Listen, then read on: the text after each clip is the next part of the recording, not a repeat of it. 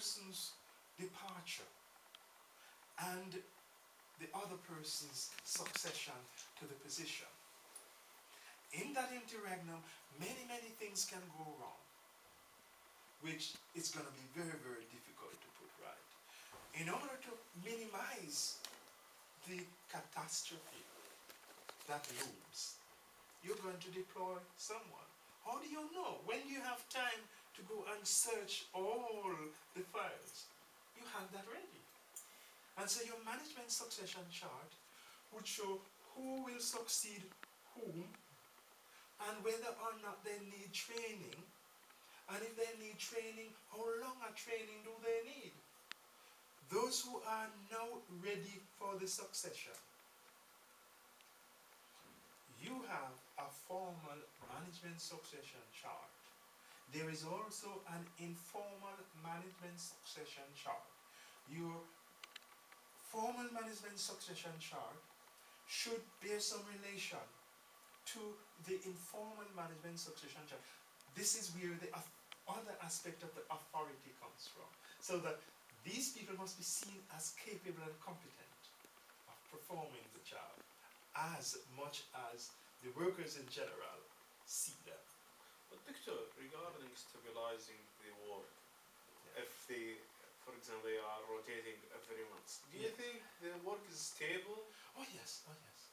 So, for example, they have their permanent. One guy, he just like to sit, okay, for a position for only 3 months, then he has to move to another one. They don't spend 3 months. They don't spend 3 months on I know, the job. but he's going to another position. But he doesn't spend 3 months on the other job. He comes back to his job. So he goes again. He goes to spend a week or two and learn that job. Comes back to his own position. Okay. So he has permanent position. Of course. Then he has to visit another, for example, another section or another position. He stays there for 1 or 2 weeks. Then he has to return back. Yes. Okay. We have a term for the one you're referring to, which is peripatetic management. In which case they are there only for a short period and move, and so it will take them 2 or 3 years to get back to that position, if at all. That is peripatetic management, and therefore that I don't recommend. But I recommend where they have time to move and learn their other jobs, and then they get back to their own job, just in case they have to cover one day, and then you know that they're able to cover for a short period, not an extended period, but at least for a short period of time.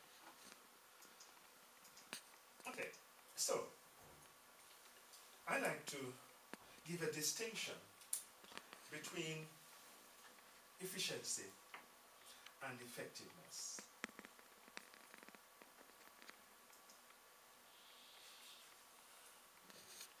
So let's look at efficiency in 2 perspectives. Sorry.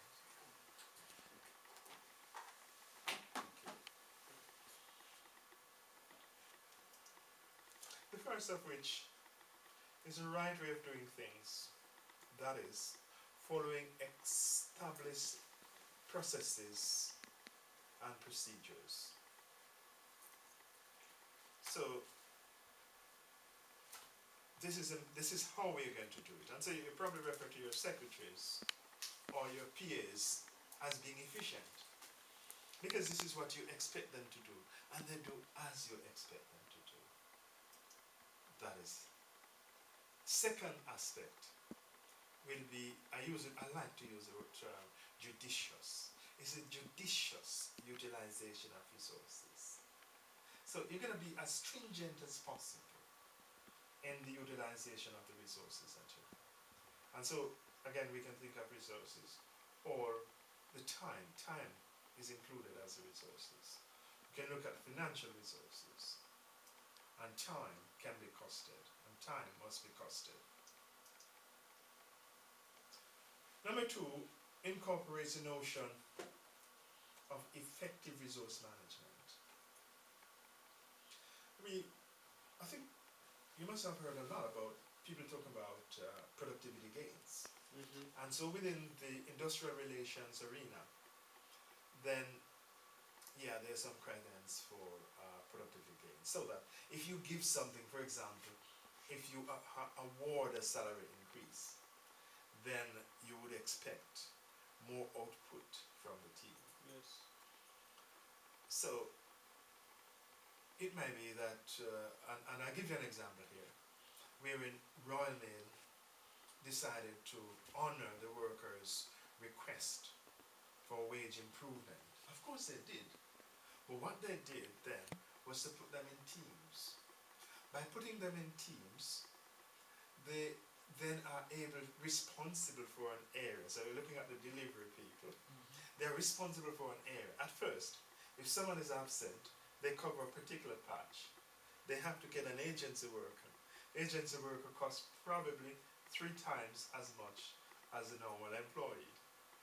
Now, with having given them an increase, they then put them in teams. The team is responsible for a complete area.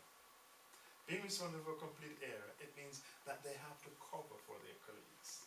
So if a colleague is absent, then they do the cover. Colleague goes on holiday, they do the cover.